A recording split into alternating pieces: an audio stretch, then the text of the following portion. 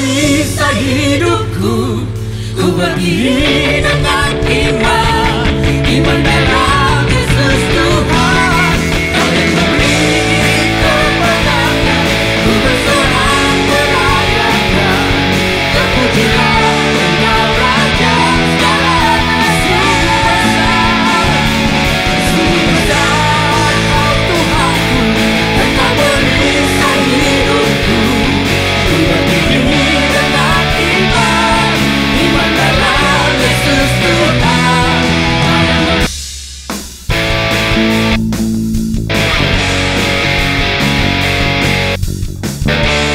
Raja segala raja, terpujilah Engkau Raja segala raja. Terpujilah Engkau Raja segala raja.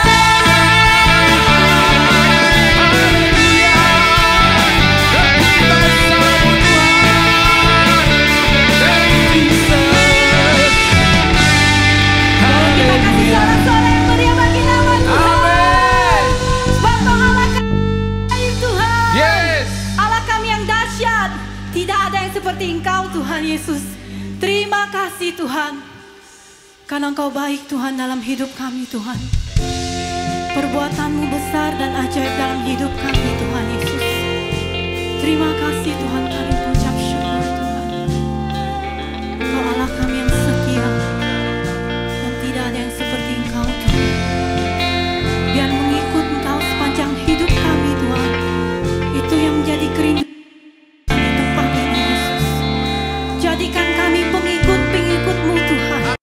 Jadikan kami hamba-Mu Tuhan. Jadikan kami anak-anak-Mu yang berkenan bagi-Mu Yesus. Terima kasih Tuhan.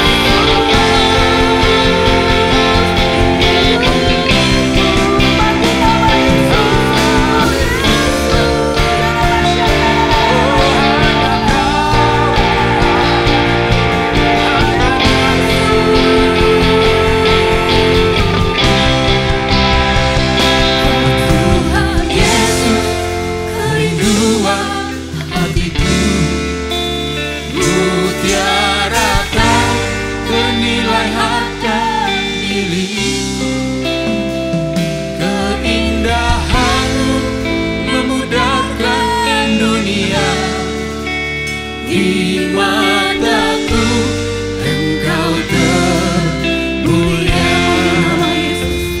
Oh Tuhan Yesus, kerinduan hatiku, Kau mutiara dan ternilai harta milikku. Keindahanmu memudahkan dunia. Di mataku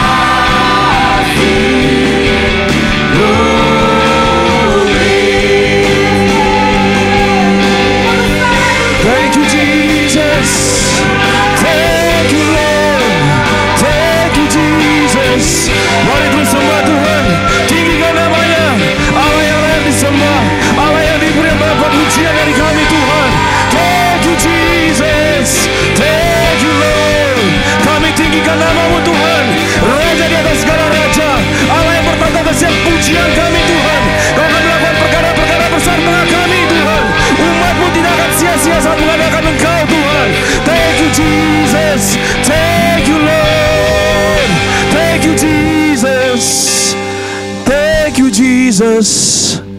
Terima kasih Tuhan. Biar namamu dimasyurkan. Terima kasih. Terima kasih Tuhan, terima kasih Bapa. Biar namamu dimasyurkan pagi ini Tuhan. Dan terima setiap korban syukur kami sebagai persembahan yang hidup Tuhan. Dan kami percaya hidup kami sehari-hari pun memuliakan nama Engkau Tuhan.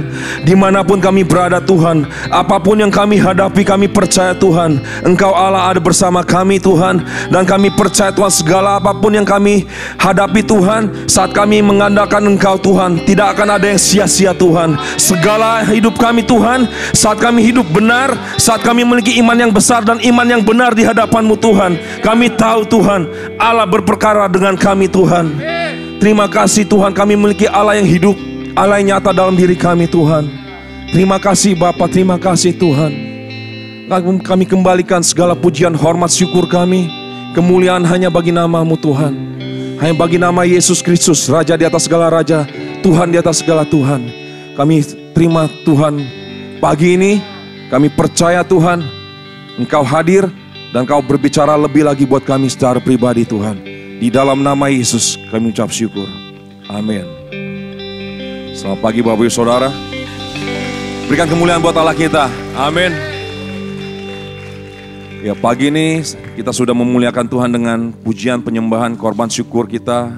Saat kita mau memberikan yang terbaik buat Tuhan kita. Amin.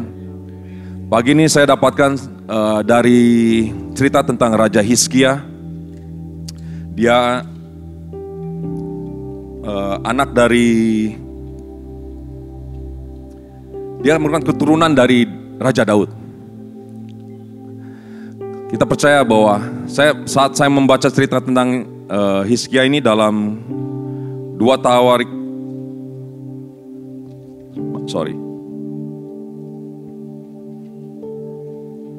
di dalam 2 Tawarik 31 dikatakan dalam ayat 12a, dan dengan setia mereka membawa segala persembahan khusus, persembahan persepuluhan dan persembahan-persembahan kudus itu ke sana. Lalu kita lompat ke ayat yang ke 20 dan 21. Demikianlah perbuatan Hizkia di seluruh Yehuda.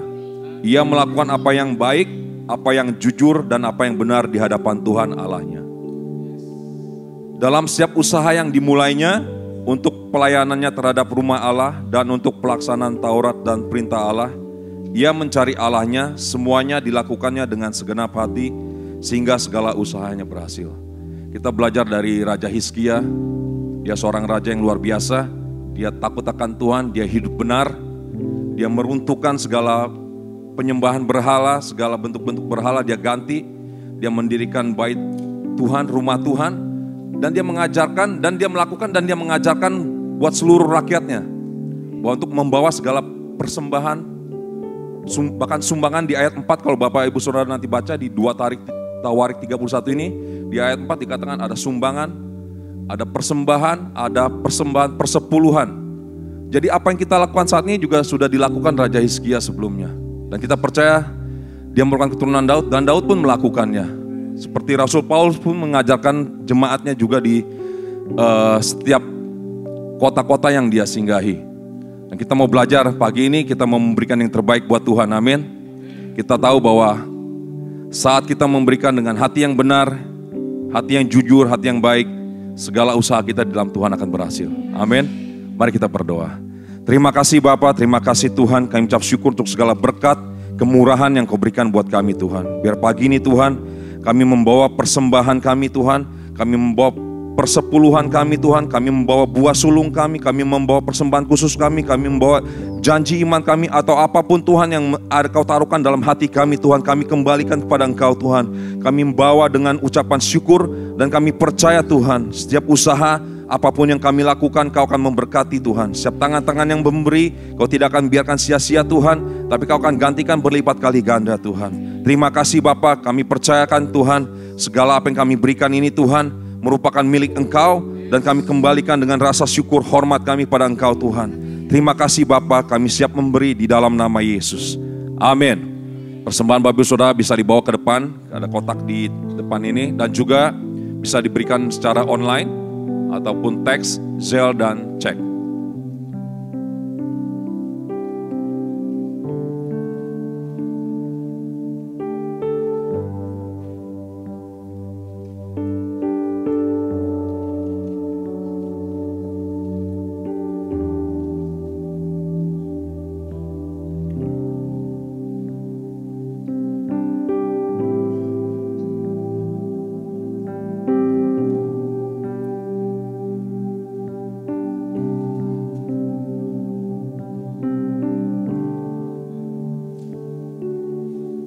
Terima kasih. Sekali lagi kami ucapkan selamat pagi. Selamat kami mau menyambut Bapak Ibu Saudara-saudari yang baru pertama kali hadir. On behalf dari senior Pastor Paul Tan dan Joyce Tan, kalau tidak keberatan kami minta untuk mengangkat tangan sehingga kami tahu siapa yang baru pertama kali datang hari ini. Ya, ada di sana. Bisa berikan salam kiri kanan depan belakangnya. Di sini juga ada sebelah kiri Bapak Ibu Saudara, sebelah kiri tangan saya. Selamat datang. Jika Bapak Ibu Saudara-saudari belum beribadah tetap di gereja lain, kami mau mengundang minggu depan dan selanjutnya untuk hadir bersama-sama kami di tempat ini. Amin. Ada pengumuman penting yang mau saya sampaikan saat pagi ini. Yang pertama adalah kita akan mengadakan empowerment dengan judul City Blessing Church, an Apostolic Church and Movement. Ini akan diadakan tanggal 13 Juli jam 9.30 sampai 12.30. Jadi untuk event ini diadakan karena kita melihat dari belakangan ini ya, di khususnya media sosial beredar berkembang kembali kepercayaan yang dinamakan Cesationism. Apa itu Cesationism? Kepercayaan yang mengatakan bahwa pekerjaan Roh Kudus itu sudah berhenti pada saat zaman Rasul yang dahulu. Jadi saat ini itu udah nggak ada lagi. Jadi yang dikatakan intinya kalau ada pekerjaan Roh Kudus saat ini itu udah sesat. Jadi kita mau akan menjelaskan di dalam empowerment ini tanggal berapa Ibu Saudara-saudari? Jam berapa? Amin. Semua masih tangkap ya. Ya. Jadi di dalam empowerment ini akan menjelaskan apa itu Apostolic Church. Seperti yang gereja kita percayai berdasarkan Alkitab, kita akan menjelaskan apa itu Apostolic Church, apa itu pekerjaan-pekerjaan Roh Kudus, dan bagaimana kalau misalkan Bapak Saudara sudah lama tidak bergereja tapi kok saya belum bisa mendapatkan mengerti atau dibaptis Roh Kudus, kita akan menjelaskan di sini. Banyak sekali nanti banyak pertanyaan-pertanyaan yang kalau ada di dalam pikiran Bapak Saudara-saudari bisa ditanyakan dan kita akan menjawabkan sesuai berdasarkan Alkitab. Dan kita percaya bahwa gereja kita mempercayai bahwa pekerjaan Roh Kudus itu masih terjadi sampai hari ini. Dan kita akan terus melakukan pekerjaan-pekerjaan besar itu bersama Roh Kudus. Amin. Amin. Nah, dan yang kedua, kami mohon untuk Bapak, Ibu, Saudara-saudari setelah kebaktian ini untuk tidak stay terlalu lama di gereja karena parking lot saat ini sangat terbatas dan kami memerlukan nanti untuk jemaat yang akan beribadah di kebaktian yang kedua. Jadi mohon maaf, bukan tidak boleh, tapi hanya untuk seminggu atau mungkin 2 minggu ini kita bisa menyelesaikan segala pekerjaan yang ada di depan sana sehingga nanti semua bisa berjalan kembali seperti semula. Amin, Bapak Saudara-saudari. Dan selanjutnya kita akan melihat beberapa informasi dan pengumuman penting di layar. Dan saya ucapkan selamat hari Minggu. Tuhan Yesus memberkati.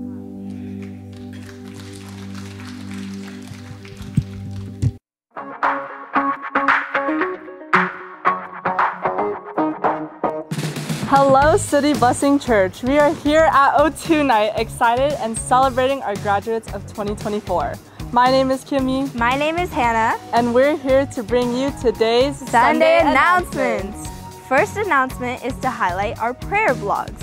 If you didn't know, here at City Blessing, we do a month-to-month theme and series for our church. We believe in prayer, and these prayer blogs written by our intercessors with the direction of our head pastor. Take time to visit and take time to pray, either in your time alone or as a family or in carousel. Again, bookmark cityblessing.org/prayerblog. Next, an update for our building project. Our plumbers have completed their work to connect the training center to the main sewer line. And this upcoming Monday, they will begin repairs on the sanitation lines for the sanctuary. Watch your steps as you walk up and down Miracle Hill. We are officially a construction campus. Thank you for your patience in this time. For those of you who need assistance up Miracle Hill on Sunday morning, we have volunteers to bring you up. Feel free to talk to security or parking team if you need assistance or direction on where to meet our cart. Let's continue to pray for our building project. Next, it's about Sela Youth Conference. 931-615. Little jelly from the bottom of the mouth. Playing gotta have a strap. Let's still get on with the rap. Hating Billy, man, you gotta be an idiot. In fact, took the monkey off, then I put the city on my back. Country boy, but I hang around city slickers. This the well, I got it at the kitty litter. If my brother need $1, he gon' get a tenner. Yeshua of Nazareth was not a penny pincher.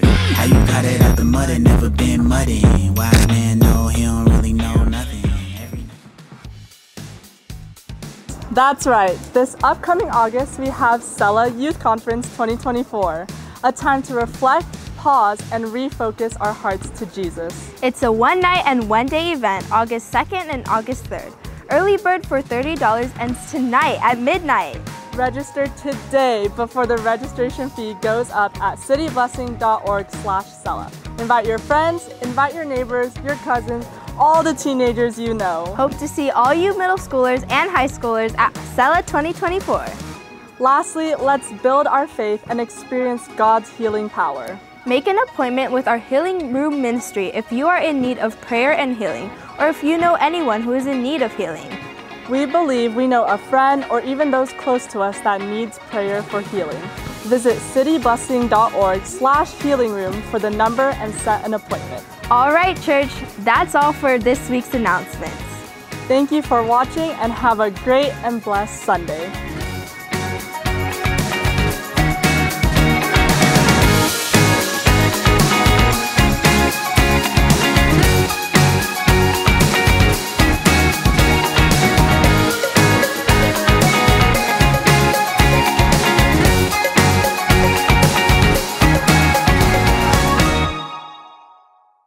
Ya, puji Tuhan, Tuhan itu luar biasa, amin saudara. Wah, seberapa banyak dari saudara yang mengalami jamahan Tuhan waktu menyembah Tuhan. Saya bisa melihat hadirat Tuhan itu nyata. Tapi saudara, saya berdiri bukan saya yang khotbah. Yang akan menyampaikan firman Tuhan adalah our youngest pastor, Pastor Dion. He is anointed.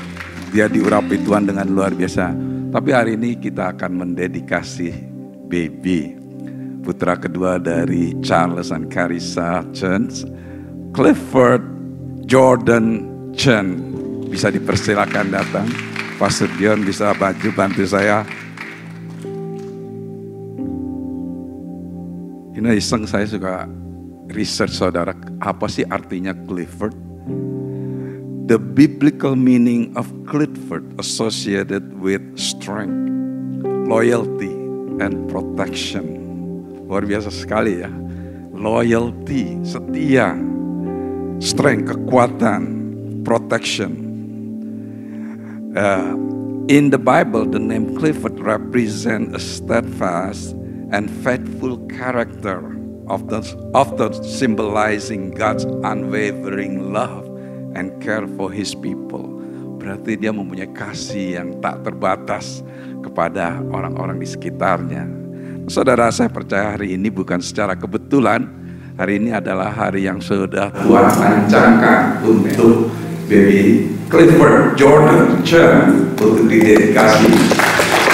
Kata dedikasi artinya konsekrasi, saudara, dipisahkan, diserahkan untuk kepada Tuhan dan mempercayakan kepimpinan Tuhan dalam kehidupannya sehingga rencana Tuhan terjadi dalam hidupnya. Mari saudara, kita berdoa bersama-sama. Bapa di surga, kami mengucap syukur dan terima kasih karena Engkau adalah Tuhan yang baik dan Tuhan yang mengasihi. Firman-Mu mengatakan anak adalah pemberian daripada Engkau. Hari ini Tuhan, sesuai dengan apa yang dilakukan Tuhan Yesus pada hari ke-8 dia didedikasikan kepada Tuhan. Hari ini kami mendedikasikan Clifford Jordan Chen kepada Tuhan. Karena kami percaya orang tua Charles and Carissa yang takut akan Tuhan dan melakukan segala apa perintah-perintahnya Tuhan. Maka anak cucunya akan menjadi gagah perkasa di muka bumi. Tuhan, saat ini, saat kami serahkan baby Clifford Jordan Chen kepada Engkau Tuhan, biar tangan Tuhan terus menyertai anak ini. Biar Roh Kudus selalu membantu dan menjaga anak ini, sehingga Clifford selalu berjalan sesuai dengan namanya, setia, kasih yang tak terbatas untuk memperhatikan orang-orang di sekitarnya. Kami percaya Engkau punya rancangan, rencana yang hidup untuk anak ini Tuhan. Dan kami percaya pintu akan terbuka. Semua yang Engkau sudah rancangkan akan terpenuhi. Karena inilah janji Tuhan. Kami tahu Casey, cicinya, and Clifford adalah anak-anak yang hidup di dalam janji Tuhan. Karena sesuai dengan Mazmur 112 ayat 1-2. Karena orang tuanya yang takut akan Tuhan dan menjalankan perintah-perintahnya, maka anak cucunya akan menjadi gagah perkasa di muka bumi. Dan keturunan orang benar akan selalu diberkati. Terima kasih Bapak. Dan Kau urapi orang tuanya Tuhan Charles dan Carissa dalam mendidik anak-anak ini. Karena kami tahu Engkau sudah urapi dengan segala apa yang Kau berikan melalui firman-Mu Tuhan. Dan kami percaya saat firman itu diterapkan kepada anak-anaknya, firman itu tidak akan kembali void, firman itu akan bertumbuh terus sehingga anak ini tetap tegar dan tahan terhadap segala goncangan. Karena firman yang ditanamkan telah menjadi fondasi yang kuat untuk kehidupan anak-anaknya. Terima kasih Bapa, di dalam nama Yesus semua yang percaya mengatakan amin, amin.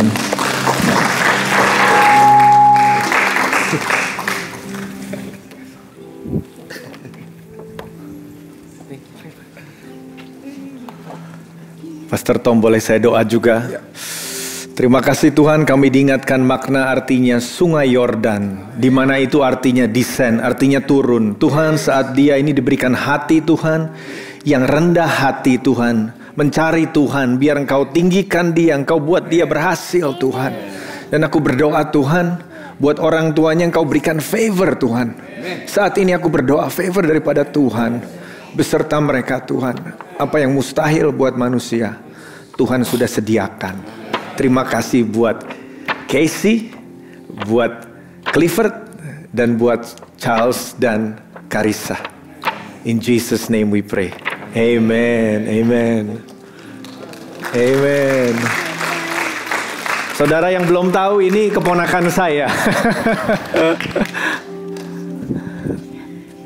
Thank you, Handi. Wow, hadirat Tuhan sungguh luar biasa, saudara-saudara.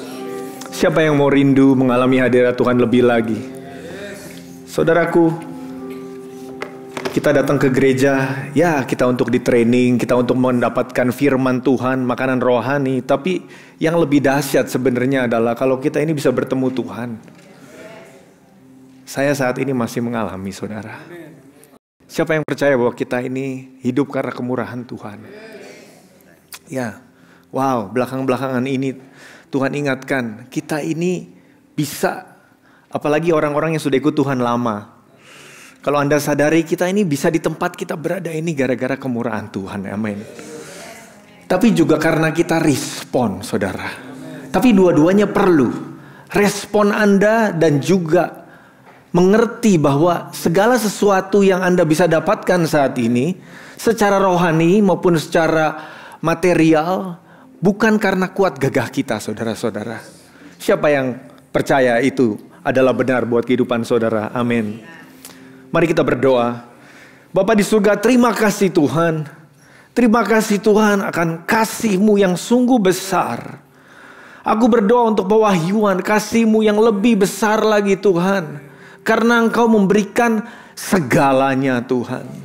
Tadi yang dikatakan mutiara, kita di lagu tadi dikatakan kita seperti mau membeli mutiara itu. Tapi tahukah saudara bahwa di firman Tuhan berkata bahwa seseorang yang tahu harta terpendam itu, dia menyerahkan segala-galanya, menjual segala harta miliknya untuk membeli itu. Anda tahu itu sebenarnya perlambang Kristus, bukan perlambang kita, saudara. Dia memberikan semuanya. Dia menjual semuanya supaya dia bisa membeli saudara dan saya. Saudara dan saya yang masih terkubur waktu itu, saudara. Bapakku berdoa supaya Roh Kudus terus mengurapi, terus berbicara.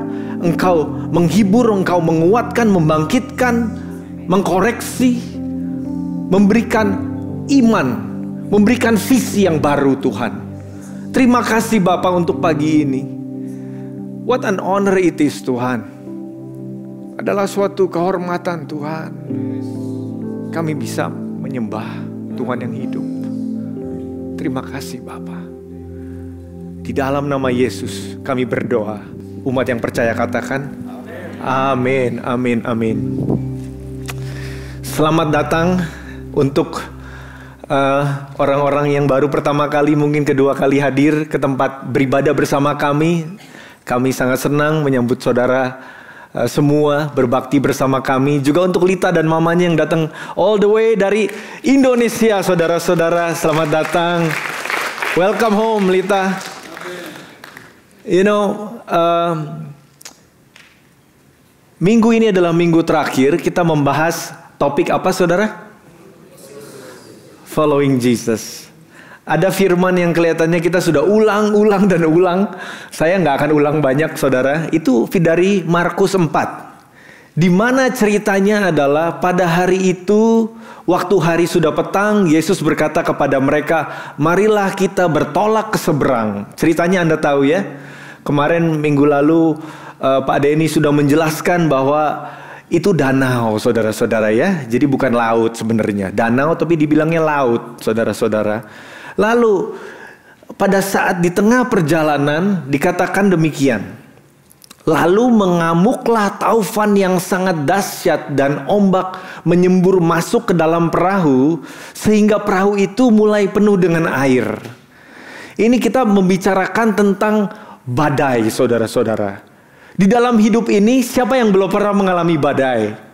Setiap orang yang hidup di dunia ini pasti pernah mengalami badai hidup. Amin. Hal ini dikarenakan karena nomor satu adalah kutuk dosa terhadap dunia ini. Makanya dunia ini itu secara alam juga ada badai yang nyata, saudara-saudara. Ada gempa bumi, ada segala sesuatu. Itu bukan awal penciptaan, saudara. Tuhan ciptakan bumi ini sempurna. Tuhan berkati bumi ini. Tapi waktu manusia jatuh dalam dosa, itu menjadi kacau, saudara-saudara. Nah, jadi salah satunya karena adanya kutuk dosa. Pastor Paul katakan the nature of life is stormy. Saya sudah sering kutip ini. Hakikat hidup itu memang penuh badai, saudara-saudara. Orang percaya maupun bukan orang percaya mengalami badai hidup. Amin. Nah, tapi ada juga badai yang terjadi karena apa? Peperangan rohani, saudara-saudara. Nah, yang Markus 4 ini adalah sebenarnya bukan badai natural, saudara-saudara. Badai karena peperangan rohani. Nanti kita akan simak bersama-sama. Topik bulan ini sekali lagi adalah following Jesus, mengikut Yesus. Judul khotbah pagi ini adalah mengikut Yesus dan peperangan rohani. Amin. Nah, siapa di sini yang senang mengalami badai hidup? Ada nggak? Oh, saya paling senang, pastor. Saya senang surfing gitu, badai bagus gitu. Nggak ada kan ya? Tidak ada orang yang suka mengalami badai hidup. Nah, siapa di sini yang pernah mengalami badai di tengah laut? Coba, ada nggak yang pernah mengalami? Oh, pernah. 1, 2. Ada yang sudah pernah dikasih pelampung, saudara-saudara? Coba angkat tangan. Belum ada ya? Saya pernah, saudara-saudara. Saya nyebrang ke Bali. Herannya ke Bali ini saya kena badai 2 kali, saudara, bukan sekali. Yang pertama, yang biasa, yang ferry yang menyeberang di mana mobil di bawahnya masuk. Anda tahu yang saya katakan? Nah, itu kita nunggu tuh udah 3 jam, saudara-saudara. Kok nggak disuruh masuk ke ferry? Gitu ya. Kok nggak boleh masuk 3 jam? Kalau nggak salah 3,5 jam kita nunggu tuh nggak boleh masuk. Tapi memang kita lihat angin kencang dan sebagainya. Ternyata di tengah laut sedang ada badai yang mengamuk, saudara-saudara. Tapi karena sudah ditunda, dikatakan demikian. Saya nggak tahu berapa benar ini, mama saya yang cerita. Dibilang bahwa petugasnya bilang, oh ya udah sekarang silakan masuk, siap gitu. Kita mulai masuk ke kapal. Dikatakan demikian, nahkoda yang junior tidak ada yang berani. Jadi nahkoda yang senior yang mengambil kemudi kapal itu setelah 3,5 jam menunggu, saudara-saudara. Itu kapalnya saking nunda banyak sekali mobil, 2 kapal barengan saudara berangkatnya. Karena saking lamanya menunggu. Ini dari, apa namanya? Yang dari Surabaya, timur Surabaya namanya? Banyuwangi ya. Banyuwangi, Ketapang ya, Gilimanuk kayak gitu ya. Nah itu udah, jadi 2 kapal ini barengan saudara. Sampai di tengah laut saudara, 15 meter lebih kali, atas bawah. Waduh, takut juga ya. Dan lucunya, seingat saya tuh sama orang tua saya ada di mana saudara? Di dalam mobil saudara-saudara. Jadi kita nggak keluar, kita takut. Ini kurang pengetahuan ya saudara-saudara. Ini malah di dalam mobil gitu ya. Itu akhirnya kita keluar karena begitu airnya masuk dari samping-samping. Tapi ya karena kapal modern, it's okay gitu sampai nggak terlalu banyak. Kita akhirnya turun, disuruh turun. Kita naik ke atas. Akhirnya begitu mulai duduk saudara, ya begitu terus dikasih pelampung saudara-saudara. Tapi pelampungnya karena ini waktu itu masih agak-agak mungkin kurang modern, saya nggak dapat saudara-saudara. Pelampungnya cuman sedikit. Jadi itu cuman formalitas. Mungkin cuman 20% yang punya pelampung, sisanya berdoa. Amin. Menurut agama dan kepercayaan masing-masing. Nah, itu kapal besi saudara-saudara, sampai waktu mau sampai di Balinya saudara, itu sampai tabrakan kapalnya. Dak sampai begitu. Itu bener-bener badai. Takut saudara. Bener-bener takut. Nah, itu waktu itu dari Ketapang, Banyuwangi dan sebagainya itu begini kapalnya ya, ke Bali ya, ke timur. Saya pernah lagi naik kapal bersama teman-teman saya dari Jakarta, jadi dia turun ke sini saudara. You know what? Ini kapalnya kapal keren ceritanya, kapal pesiar saudara-saudara. Karena kami waktu itu lulusan dikasih harga spesial karena ternyata salah satu murid di sekolah kami yang omnya yang punya apa gimana gitu. Jadinya murah. Akhirnya kita naik kapal. Wah keren banget, nggak kayak dulu di kapal yang agak-agak murah ya. Ini kapal pesiar turun ke bawah saudara. Nah kalau ombaknya dari sini ke sini istilahnya. Ini sekarang pertama kali saya mengalami badai. Itu waktu itu kita di kolam renang. Itu badainya bukan turun naik saudara, kiri kanan. Karena apa? Kita dari atas ke bawah. Itu yang namanya piring pada jatuh semua dan sebagainya. Nggak sampai dibagikan pelampung. Tapi saya mengalami badai 2 kali ke Bali. Sejak itu nggak mau lagi naik kapal ke Bali ya. Naik kapal pesawat aja. Nah, saya mau katakan, tidak ada orang yang senang badai. Tapi firman Tuhan pagi ini adalah demikian.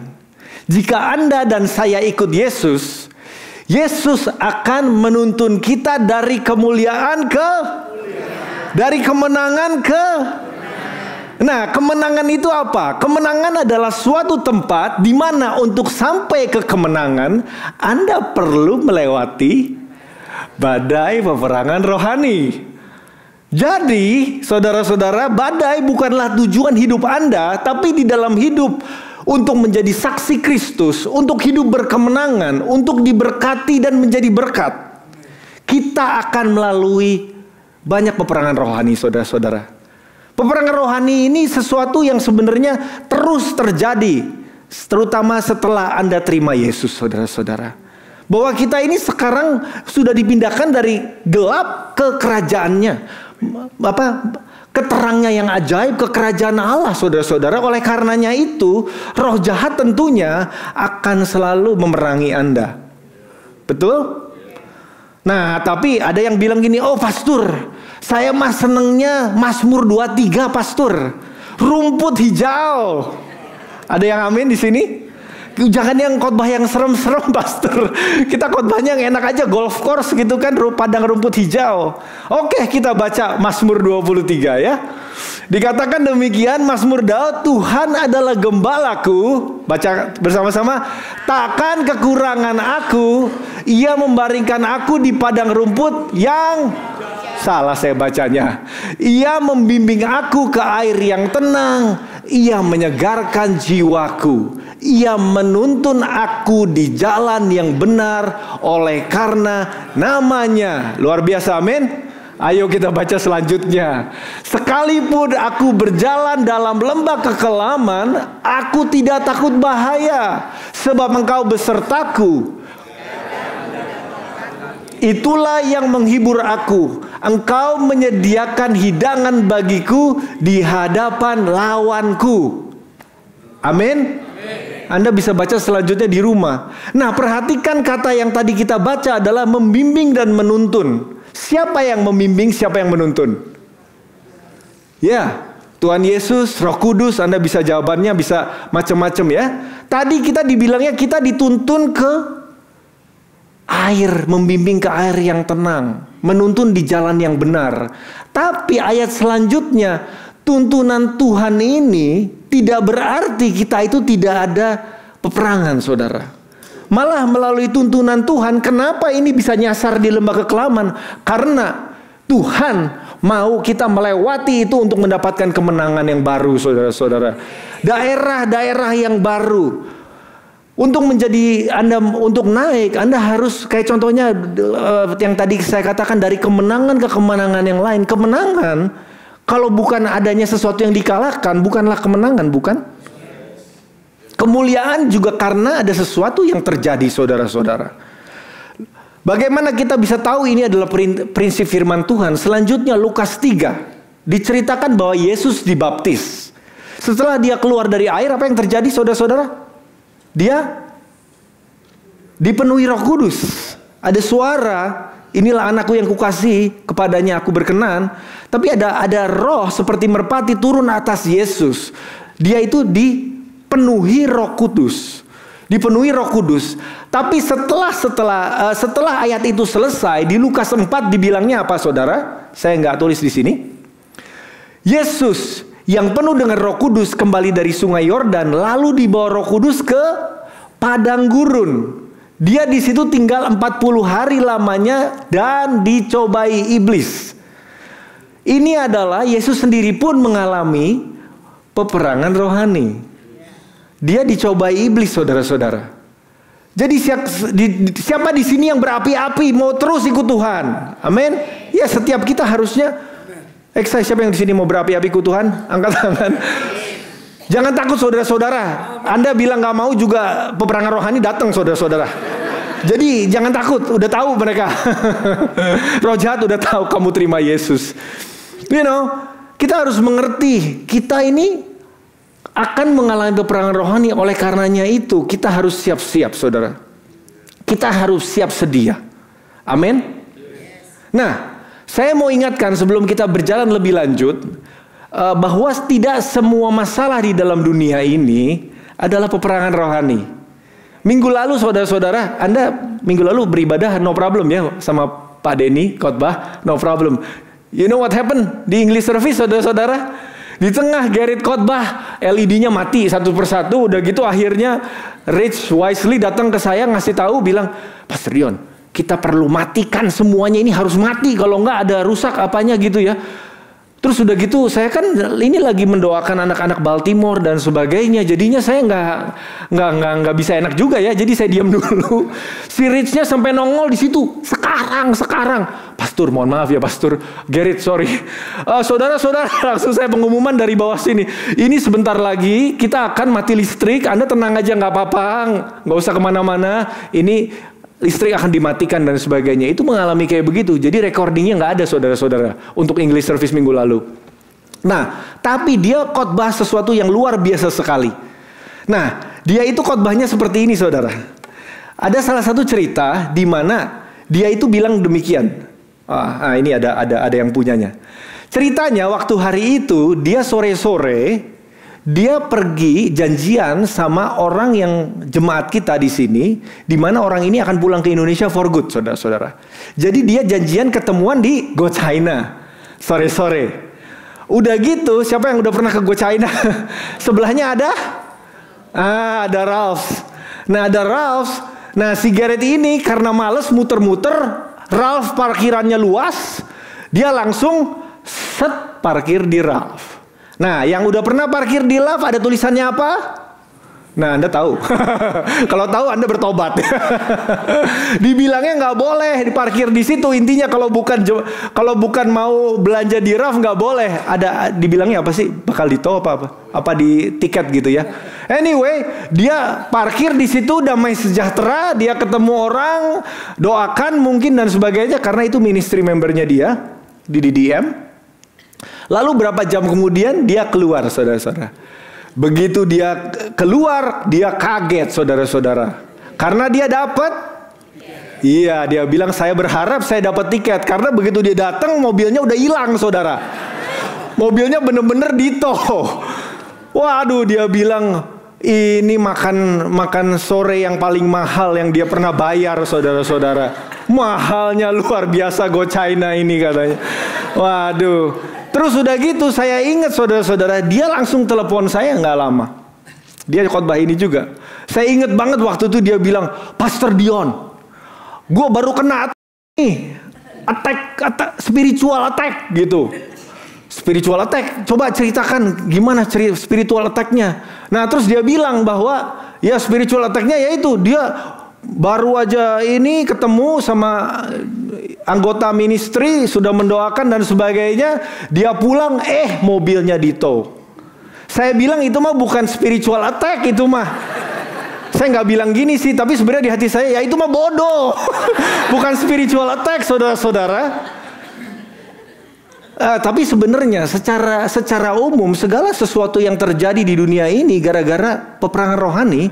Tapi kenapa saya nggak mengizinkan dia pakai kata spiritual attack ini untuk situasi ini?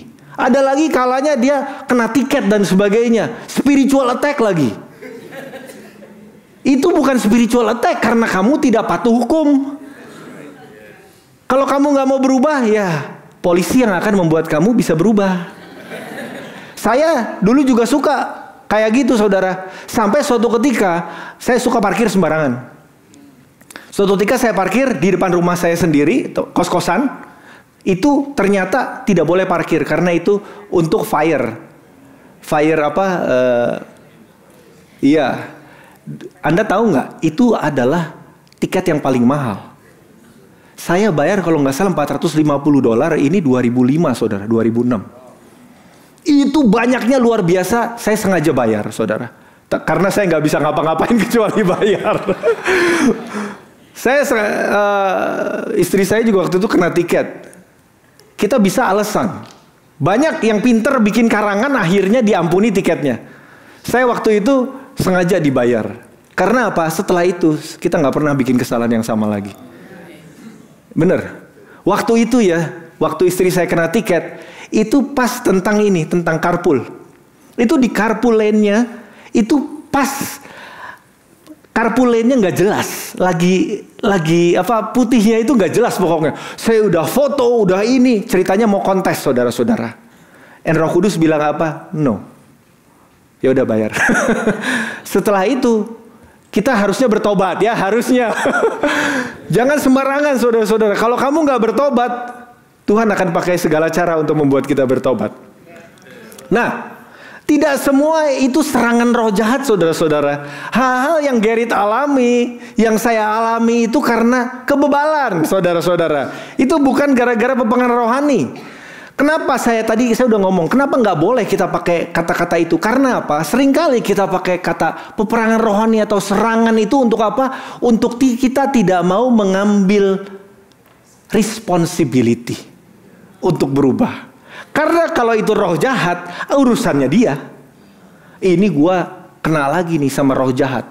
Kalau itu salah kamu, kalau kita bilang ini salah kita, Anda mengambil responsibility for yourself. Bahwa ini salah saya harus berubah. Nah, amin. Puji Tuhan, Garrett sekarang udah bertobat saudara-saudara.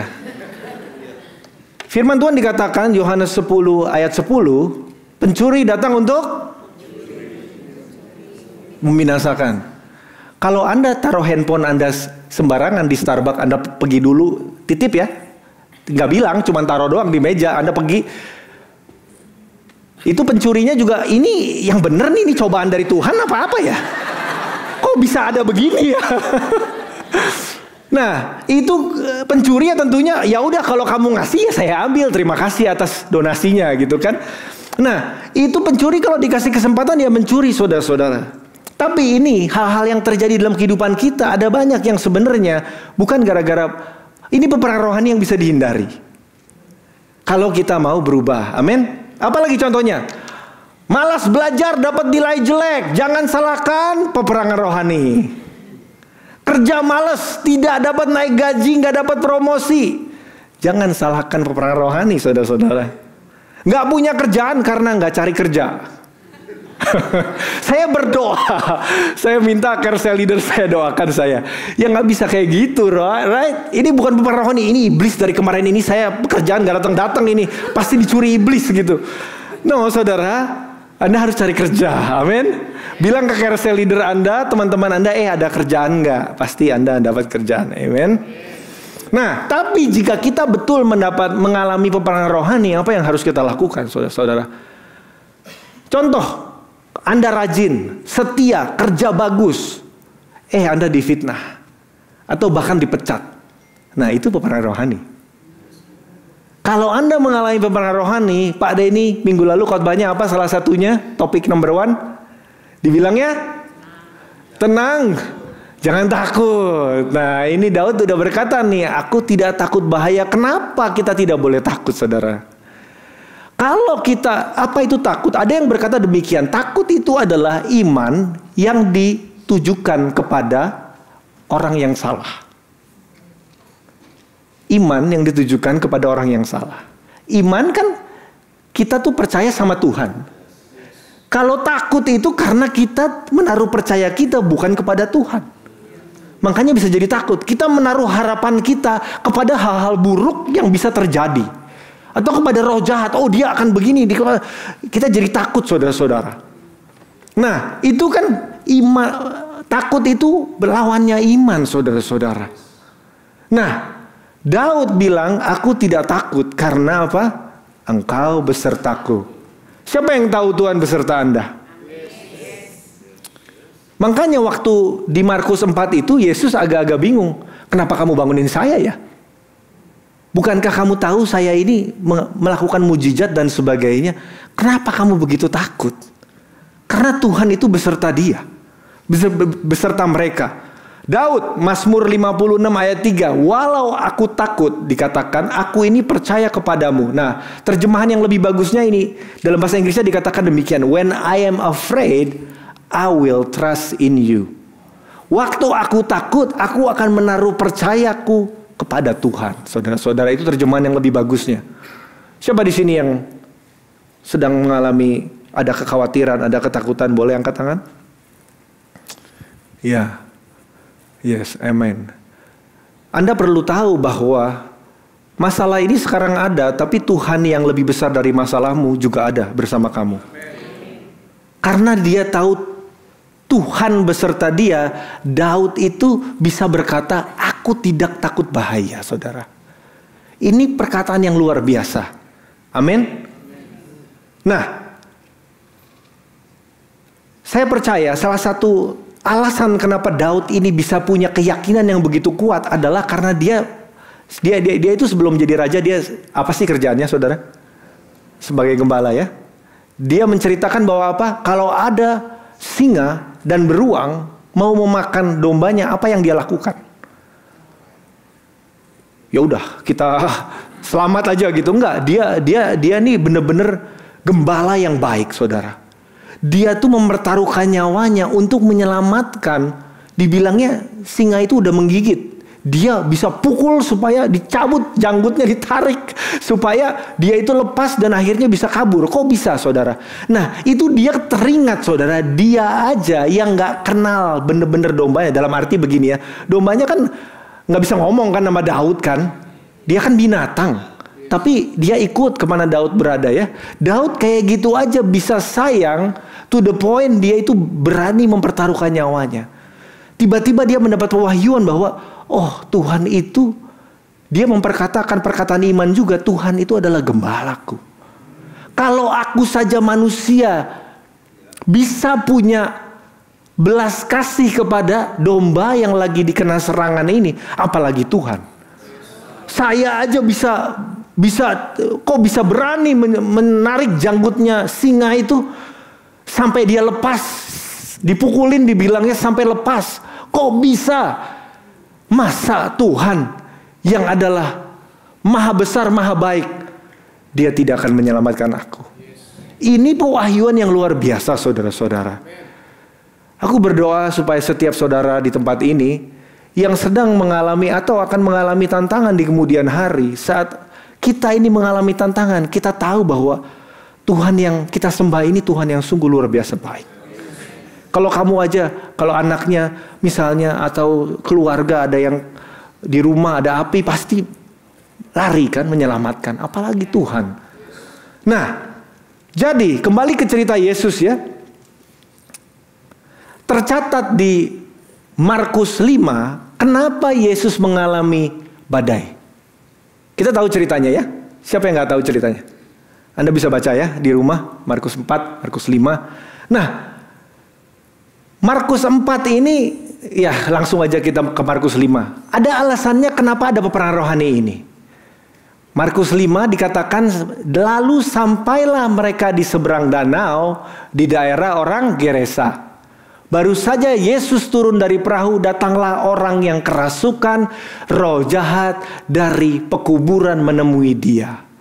Orang itu diam di sana dan tidak ada seorang pun lagi yang sanggup mengikatnya, sekalipun dengan rantai, karena sudah sering ia dibelenggu dan dirantai, tapi rantainya diputuskannya dan belenggunya dimusnahkannya, sehingga tidak ada seorang pun yang cukup kuat untuk menjinakkannya.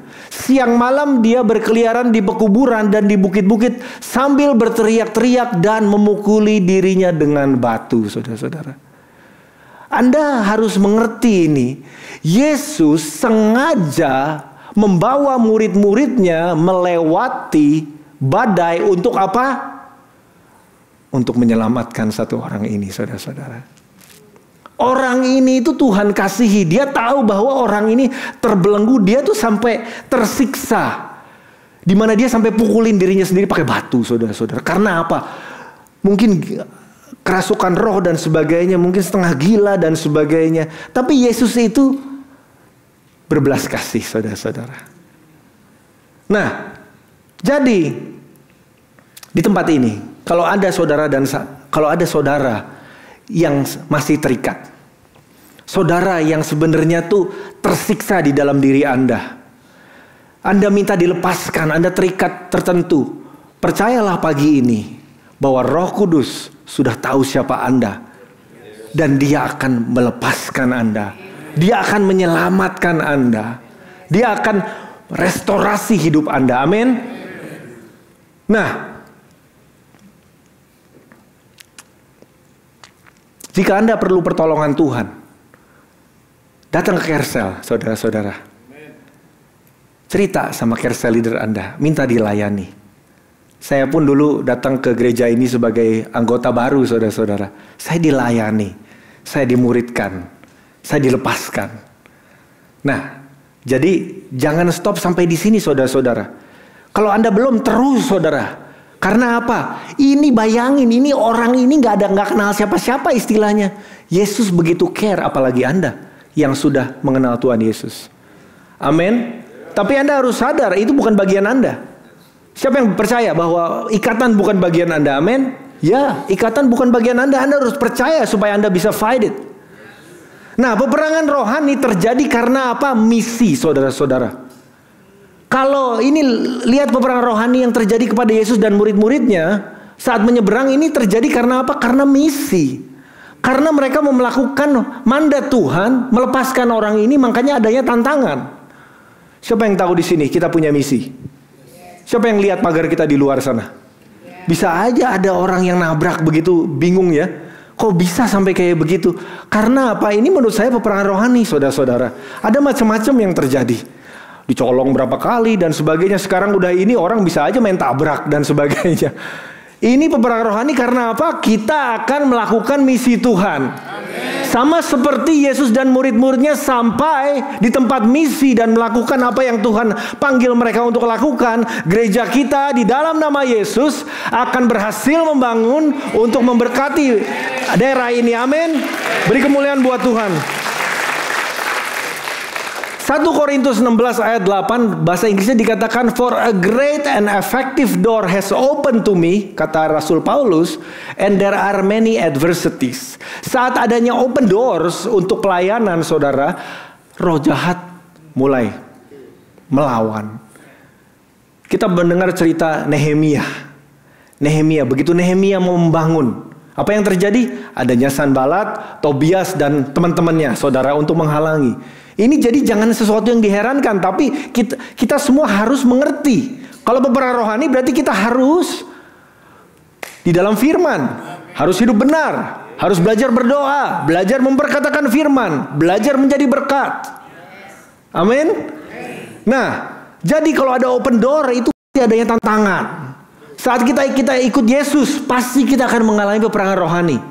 Kuncinya tadi saya bilang ada banyak ya tadi. Bagaimana untuk memerankan peperangan rohani? Kuncinya ada banyak. Bergaul intim dengan Tuhan, menyembah Tuhan, baca firman Tuhan, bergaul dengan firman. Firman adalah pedang roh, amin. Kita bisa mengalahkan kalau cuma pakai iman doang, hanya bisa defense. Tapi kalau pakai pedang dan perisai, Anda bisa defense dan juga bisa offense, saudara.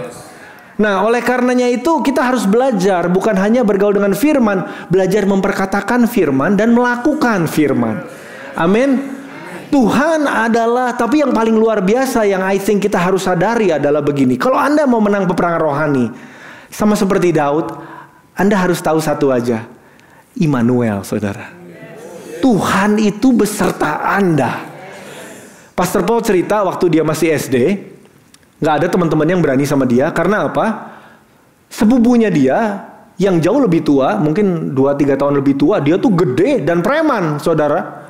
Jadi kalau Pastor Paul mau nantang orang gitu, nanti gua kasih tahu sepupu gua itu, orang udah takut. Nah, bayangkan itu anak SD aja bisa tahu prinsip itu, saudara. Kalau ada backingnya, dia nggak takut. Kita ini kalau sadar Tuhan itu beserta kita. Daud itu bukan cuma ngomong, saudara. Dia melawan Goliat, saudara. Goliat berapa kalinya dia? Dibilang dari usia mudanya dia warrior. Daud usia mudanya main kecapi, saudara. Sama menggembalakan kambing domba. Kenapa? Karena dia yakin Tuhan beserta kita. Saudaraku, kita sebagai orang pengikut Yesus, coba Anda di dalam hari-hari Anda pahami bahwa Anda ini benar ada Tuhan yang hidup bersama Anda. Karena sebelum kita benar pahami, kita bisa cuekin Tuhan, saudara-saudara. Siapa di sini yang kalau ngundang tamu ke rumah, begitu sampai rumah, lu terserah mau ngapain ya? Gua tidur dulu atau gimana? Nggak ada kan? Kalau ada tamu diundang masuk, Anda entertain, Anda ajak ngomong, Anda kasih makan, Anda kasih minum, dan sebagainya. Nah, ini ada Tuhan yang tinggal bersama kita, seringkali kita cuekin, saudara-saudara. Kalau kita kerja, kita pergi sekolah dan sebagainya, Anda tahu apa yang saya coba sampaikan. Senjata Anda yang paling luar biasa adalah apa? Your relationship with God. Karena kalau ada yang macam-macam sama Anda, dan engkau punya hubungan intim, sama seperti Daud, Tuhan akan lepaskan Anda dan Tuhan akan berikan Anda kemenangan. Amin. Jika kita mau sukses ikut Yesus, ada beberapa poin yang saya mau bagikan. Yang nomor 1, kita baca dari Matius 19. Ada seorang datang kepada Yesus dan berkata, "Guru, perbuatan baik apakah yang harus kuperbuat untuk memperoleh hidup yang kekal?" Jawab Yesus, "Apa sebabnya engkau berkata kepadaku tentang apa yang baik? Hanya satu yang baik. Tetapi jika engkau ingin masuk ke dalam hidup, turutilah segala perintah Allah." Ada nggak orang yang bisa menaati segala perintah Allah dengan sempurna? Jawabannya tidak ada ya. Kata orang itu kepadanya, perintah yang mana? Kata Yesus, jangan membunuh, jangan berzina, jangan mencuri, dan sebagainya. Sebenarnya setelah itu ya saudara, ayat selanjutnya dikatakan, kata orang muda itu kepadanya, semuanya itu telah kuturuti. Apalagi yang masih kurang? Anda tahu nggak? Di dalam perintah Allah, Musa, waktu zamannya Musa mendapat perintah Allah, ada 2 loh batu. Satu loh, saya ini asumsi saya, oke? Saya percaya 10 hukum ini adalah ada 2 bagian saudara. Satu adalah yang mengatur hubungan kita dengan Tuhan. Yang satu mengatur hubungan kita dengan sesama. Yang dengan Tuhan ada isinya 4. Yang dengan sesama ada 6. Nah jadinya mungkin gak 5-5 ya, mungkin 4-6 gitu. Nah itu Yesus sengaja quote dari yang kedua. Hubungan dengan sesama. And dia bilang gini, oh saya sudah melakukan itu setelah usia muda saya dan sebagainya mungkin. Apalagi apa yang kurang? Yesus berkata kepadanya, jikalau engkau hendak sempurna, pergilah, jualah segala milikmu dan berikanlah kepada orang miskin, maka engkau akan beroleh harta di surga. Lalu kemudian datanglah kemari dan ikutlah aku. Ketika orang muda itu mendengar perkataan itu, pergilah dia dengan sedih sebab banyak hartanya. Kalau kita mau sukses ikut Tuhan Yesus saudara, kita itu harus putus hubungan dengan berhala. Dia ngerasa semua perintah Allah yang berdasarkan yang mengatur hubungan kita dengan sesama dia sudah melakukan. Tapi perintah Allah nomor 1 dikatakan apa? Jangan ada Allah lain di hadapanku saudara-saudara. Tanpa dia sadari dia itu ya apa yang dikatakan Matius 19, dia itu menyembah Mamon saudara-saudara. Tanpa dia sadari saudara-saudara, dia itu menyembah Mamon. Dikatakan demikian oleh Yesus, tidak seorang pun dapat mengabdi kepada 2 tuan. Jika demikian ia akan membenci yang seorang dan mengasihi yang lain, atau ia akan setia kepada seorang dan tidak mengindahkan yang lain. Kamu tidak dapat mengabdi kepada Allah dan kepada Mamon, saudara-saudara. Apakah kita ini punya berhala, saudara-saudara? Pertanyaannya, oh saya terima Yesus pastor, saya sudah terima Yesus, Yesus adalah Tuhan saya. Tapi sebenarnya kita harus uji. Kalau kita mau ikut Yesus dengan sukses, kita ini harus yakin betul bahwa kita ini follow Tuhan Yesus. Yeremia 17 dikatakan, terkutuklah orang yang mengandalkan manusia, yang mengandalkan kekuatannya sendiri. Mungkin berhala Anda bukan Mamon. Mungkin ada di antara kita yang sebenarnya menaruh harap kita kepada diri sendiri, kepandaian, kekuatan, koneksi.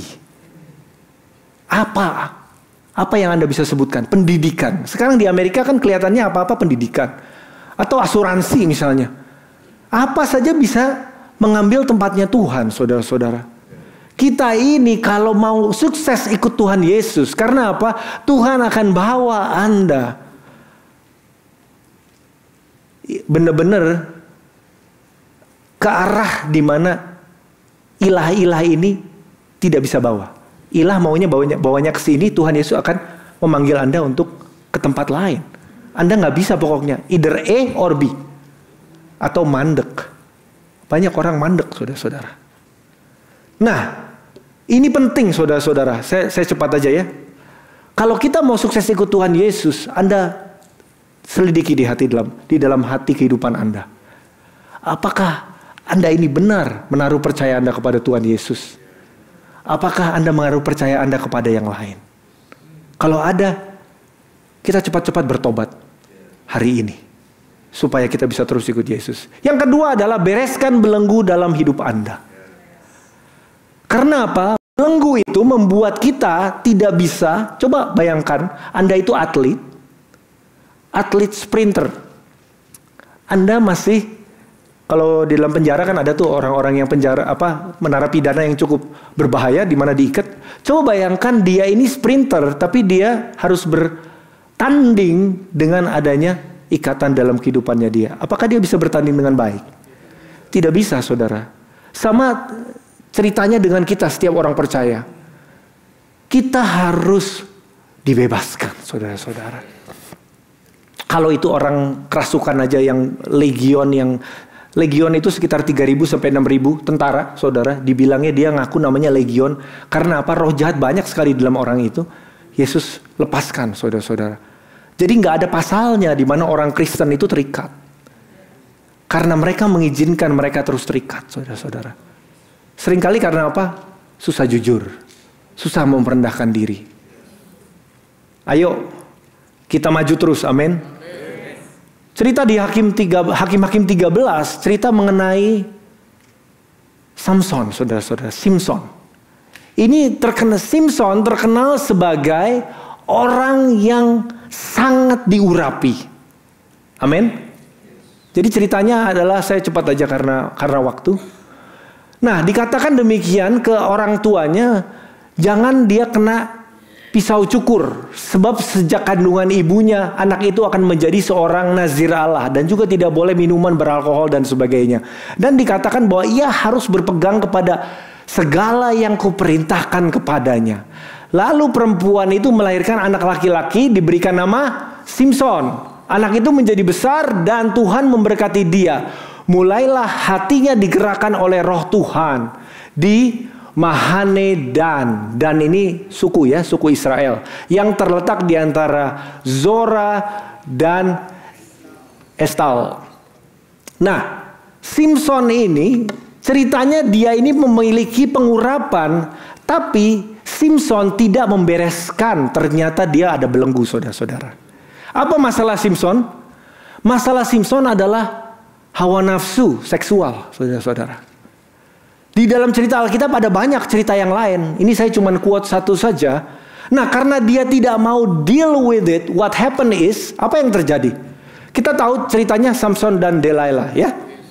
Nah, dikatakan setelah Samson memberikan rahasianya, lalu dipanggillah seorang dan disuruhnya mencukur ketujuh rambut jalinnya. Jadi seringkali kita pikir Delilah yang motong rambutnya Samson, ya. Enggak loh. Orang lain yang motong rambutnya Samson. Sehingga mulailah Simpson ditundukkan oleh perempuan itu, sebab kekuatannya telah lenyap daripadanya.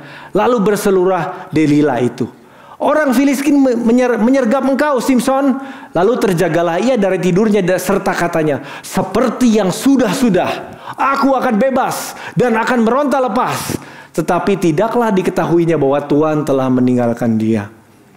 Orang Filistin itu menangkap dia, mencungkil kedua matanya dan membawanya ke Gaza. Di situ ia dibelenggu dengan 2 rantai tembaga dan pekerjaannya di penjara adalah menggiling. Anda tahu nggak? Zaman dulu penggiling itu gimana untuk Simpson? Penggilingan itu bulat, saudara. Zaman dulu ada tuasnya. Jadi begini, muter aja gitu.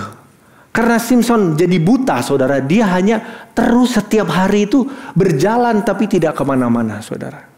Ini yang terjadi kalau kita itu diurapi tapi nggak bereskan masalah kepribadian kita, saudara-saudara. Kalau kita tidak mengizinkan Tuhan benar-benar menebus kita dan merubahkan kita, Tuhan sudah mengampuni kita, amin. Tapi kalau Anda bilang Anda sudah ditebus dan diperbaharui dengan Kristus, apakah hidup Anda semakin serupa dengan Yesus lebih daripada bulan lalu atau lebih pada tahun lalu? Simpson pertama kali setelah dia itu dikalahkan, saudara-saudara, dia bilang apa ini? Oh, sama seperti sebelumnya. Dia artinya apa? Careless, saudara-saudara. Dia mikir, kalau dulu saya sukses, saya akan sukses terus. Pokoknya apalah. Oh, waktu itu saya bisa lepas. Selalu masalahnya dia sama perempuan ini, saudara. Jadi beberapa kali ini, kan ceritanya kan konyol kan. Dia sama Delilah ini udah beberapa kali melakukan seperti ini. Dia udah tahu dia ini dipermainkan. Tapi dia tidak mau keluar. Lain Yusuf segera keluar, saudara. Simpson tinggal. Kalau tentang hawa nafsu, saudara, tidak ada jalannya kecuali keluar dan lari. Kalau yang lain, Anda harus hadapi. Tapi kalau soal hal-hal seperti ini, Anda harus lari. Laki-laki dan perempuan, semuanya, anak muda maupun orang yang sudah lebih tua, Saudara, tidak ada satupun daripada kita yang imun. Kalau Anda tidak keluar daripada tempat pencobaan, Anda akan kalah. Setelah kalah, apa yang terjadi? Simpson langsung kehilangan visinya, saudara. Makanya orang-orang sekarang lagi banyak hamba Tuhan yang disorot. Sebenarnya kejatuhannya bukan baru, saudara. Kejatuhannya sudah dari dulu.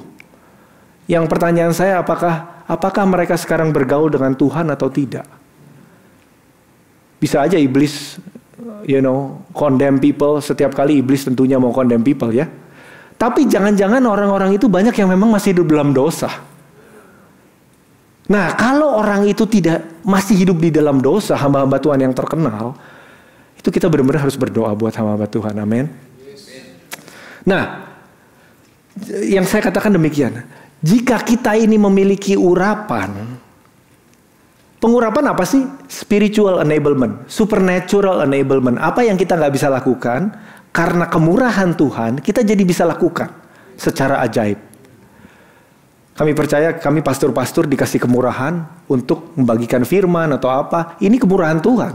Bukan gara-gara pintar belajar gitu, bukan. Ya kita belajar, tapi kita karena kemurahan. Anda juga bisa melakukan, ada kan Anda yang pintar accounting, ada yang pintar physics atau apa, ada yang pintar terampil tangannya apa aja bisa bikin atau tumbuhan. Itu tuh semua khusus setiap kita, saudara-saudara. Itu bukan gara-gara Anda dan saya, tapi kalau kita ini ada ikatan yang kita tidak bisa selesaikan, pertama kali yang terjadi adalah visinya dihilangkan. Jadi orang-orang yang, kalau Anda masih hidup dalam dosa, seringkali Anda akan kehilangan visi di dalam melayani Tuhan, di dalam ikut Tuhan. Anda merasa tertuduh terus, dan akhirnya Anda nyungsep di situ, tapi bukan cuma nyungsep, Anda muter. Samson kalau Tuhan bukan karena belas kasihan Tuhan, urapannya kembali, dia akan mati di tempat yang sama, saudara-saudara. Siapa yang percaya Tuhan akan lepaskan Anda? Amin. Segala sesuatu, ya mungkin nggak harus hal-hal yang berat, saudara-saudara. Apapun itu yang Tuhan singkapkan, dia akan bantu Anda untuk lepaskan Anda. Mungkin ketakutan, mungkin apa-apalah. Yang pertama, dihilangkan visinya.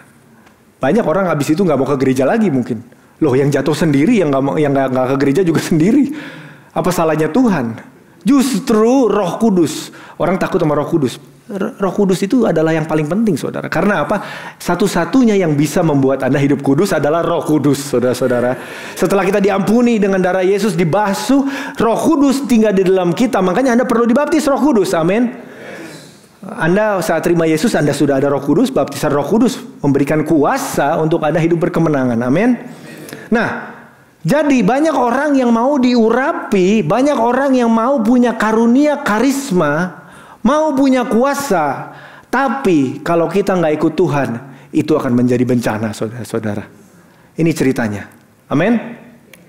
Nah, dikatakan demikian. You cannot win the storm on the outside of you when you haven't deal with the storm inside of you. Amin. Nah, jadinya makanya karena muridnya tuh masih goncang, murid nggak tahu waktu itu ini Yesus mau nyelamatin apa enggak, dia peduli apa enggak. Itu udah ada ketidakpercayaan. Nah, itu makanya dia nggak takut. Yesus enak aja dia diam, be at peace, langsung diam, saudara-saudara. Oke, nomor 3, dengan cepat. Kita harus turun tahta dan turut tuntunan Roh Kudus, saudara-saudara. Jika kita mau terus ikut Yesus, kita harus sadar bahwa kita ini adalah pengikut. Kita ini bukan bos. Kita bukan pemimpinnya Tuhan. Kita itu dipimpin Tuhan. Kita di dalam pelayanan boleh menjadi pemimpin, amin. Tapi di dalam kehidupan kita pribadi, kita harus ikut tuntunan Tuhan. Tahu dari mana? Bilangan 9. Ini prinsip firman Tuhan, ya. Pada hari kemah Tuhan didirikan, waktu itu tabut perjanjian kemah Tuhan di dalamnya, tabut perjanjian di dalamnya. Datanglah awan dan menutupi kemah itu. Pada waktu malam sampai pagi, awan itu kelihatan seperti api. Siapa yang tahu tiang awan, tiang api? Pada saat di dalam perjalanan setelah bangsa Israel dilepaskan daripada slavery dari Egyptian ya, daripada bangsa Mesir, itu Tuhan menyertai mereka sama. Prinsip Tuhan itu selalu sama, saudara. Kalau dulu dia menyertai bangsa Israel 24/7, sekarang dia kirim Roh Kudusnya. Kita dipenuhi Pentakosta, adanya lidah-lidah api. Sekarang api itu tinggal bersama kita, Roh Kudus. Sama, saudara-saudara. Prinsipnya selalu sama. Nah, dikatakan demikian. Setiap kali awan itu naik, orang Israel membongkar perkemahan mereka lalu berangkat. Di mana awan itu turun di tempat mereka, di tempat itu mereka berkemah lagi. Selama awan itu berada di atas kemah Tuhan, entah selama 2 hari, sebulan, setahun ataupun lebih, selama itu pula mereka tinggal di tempat itu. Kalau awan itu naik, barulah mereka tinggal di suatu tempat dan berangkat ke tempat lain sesuai dengan perintah Tuhan yang diberikan Tuhan melalui Musa. Bangsa Israel pada saat baru dibebaskan dari Mesir, saudara, itu sebenarnya kayak orang Mesir yang kayak orang Israel peranakan Mesir. Ngerti nggak ya? Ngerti ya? Karena dia kan 350 tahun dijajah. Jadi sebenarnya kulitnya, model mukanya mungkin lain, tapi sebenarnya sama ya, Middle Eastern. Let's say they are a bit different ya. Mukanya mungkin lain, KTP-nya lain lah. Ini orang Israel. Tapi waktu mereka baru dilepaskan, mereka itu bangsa Mesir, saudara-saudara. Nah, itu mereka yang Tuhan harus ajar apa? Kamu turut aku. Kalau Tuhan bilang, kalau awan turun, Tuhan bilang kamu stay. Kalau awan naik, walaupun baru 2 hari, oh Tuhan repot. Kemarin baru sampai, masa berangkat lagi Tuhan? Komplain. Nah, itu yang harus diajarkan Tuhan pertama-tama, saudara. Bahwa mulai sekarang kamu ikut aku. Apa yang dia katakan? Ikut Yesus. Follow me, Jesus said. Kalau Yesus minta kamu berkati Anda, berlimpah, terus dia bilang berkati orang ini. Jangan mikir-mikir lagi, ini suara setan apa suara Tuhan? Ikut Tuhan gampang, saudara. Ikut Tuhan bisa gampang-gampang susah sih. Dalam arti gini, taatnya kadang-kadang simple sih, gampang. Iya, saying yes-nya easy. Tapi kadang-kadang bisa gampang, bisa susah. Tapi jika kamu itu, Anda dan saya ini tunduk, taat, maka kita akan mendapatkan berkat dan kemenangan. Katakan taat. Taat walaupun kita belum mengerti sometimes. Amin. Oke. Billy Graham katakan apa? Let us always remember that Christ calls man and woman not only to trust him as Savior, but also to follow him as Lord. Amen. Boleh saya minta tim musik naik? Kita akan segera tutup ibadah dengan cepat, tapi saya ada satu poin lagi.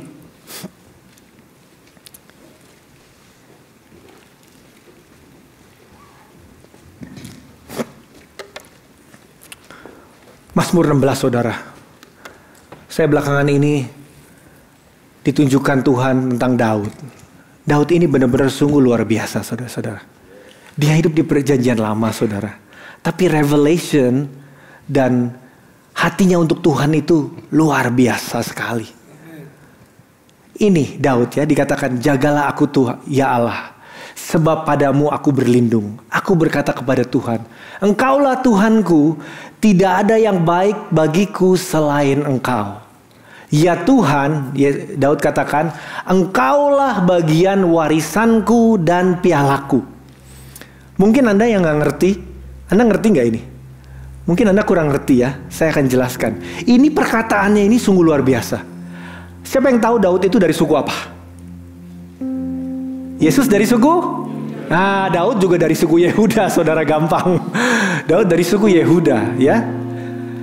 Nah, ada 12 suku. Ada satu suku, yaitu suku Lewi. Suku Lewi adalah suku apa? Hamba-hamba Tuhan, imam. Mereka tidak mendapat apa?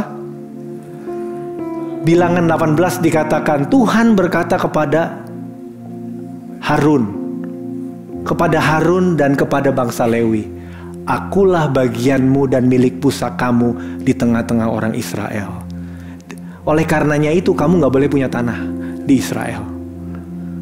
Tapi Daud, saudara, dia di suku Yehuda, dia ini kaya, dia ini diberkati, dia bilang, Tuhan, engkaulah bagianku. Jadi apa? Dia gak keberatan, gak punya segala sesuatu ini asal dia punya Tuhan, saudara. Ini menurut saya sangat luar biasa. Makanya sepanjang perjanjian lama itu banyak sekali di Yesus, Tuhan setiap kali bilang, tapi mereka tidak punya hati seperti Daud, mengikut aku dengan segenap hatinya. Kenapa bisa begitu? Padahal Daud ini pembunuh, saudara-saudara. Dia juga pernah jatuh, saudara-saudara. Dia ini berzinah. Dia ini pokoknya rusak hidupnya. Yang terakhir, saudara, karena kalau kita mau bisa ikut Tuhan Yesus, kita harus belajar mengasihi Tuhan dengan segenap hati kita. Jangan kita mengasihi Tuhan, jangan fokus kita kepada apa yang Tuhan bisa berikan, saudara-saudara. Jemaat Tuhan, Anda sangat setia beribadah setiap minggu. Tapi lebih daripada kesetiaan Anda karena Anda mau diberkati, minta Tuhan rubah hatimu supaya lebih mengasihi Tuhan. Daud katakan demikian. Closing. Mazmur Daud ketika ia di padang gurun Yehuda. Ini waktu dia dikejar-kejar sama anaknya sendiri, saudara, mau dibunuh. Dia bilang, ya Allah, engkaulah Allahku. Aku mencari engkau, jiwaku haus kepadamu. Tubuhku rindu kepadamu. Seperti tanah yang kering dan tandus, tiada berakhir, tiada berair. Demikianlah aku memandang kepadamu di tempat kudus, sambil melihat kekuatanmu dan kemuliaanmu, sebab kasih setiamu lebih baik daripada hidup. Bibirku memegahkan engkau. Demikianlah aku mau memuji engkau seumur hidupku dan menaikkan tanganku demi namamu. Amin. Siapa yang mau mencintai Tuhan Yesus lebih lagi? Mari kita nyanyikan, tinggikan. Kita berdiri saat ini. Oh, Rabasoka Rabayara. Dirimu mengatasi langit. Rendahkan dirimu, cari Tuhan. Tuhan mengatasi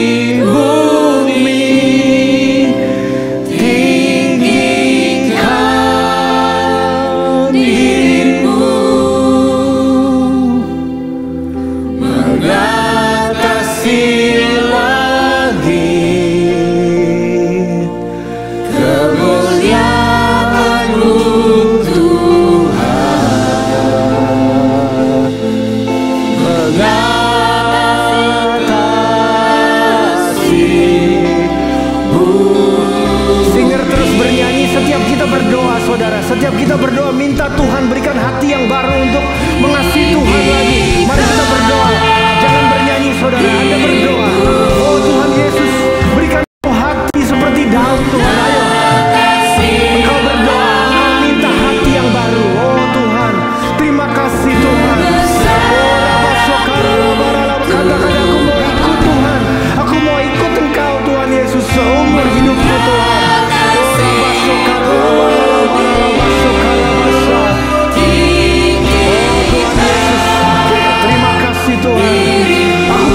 Setiap umat-Mu Tuhan yang minta dilepaskan daripada belenggu Tuhan.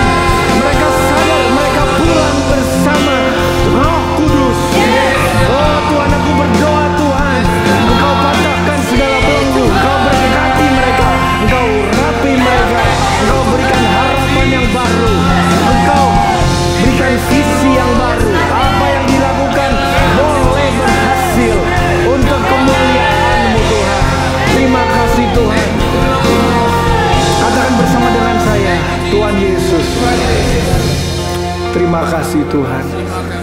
Siapa aku ini Tuhan? Kau datang kepadaku. Aku mau ikut Engkau seumur hidupku.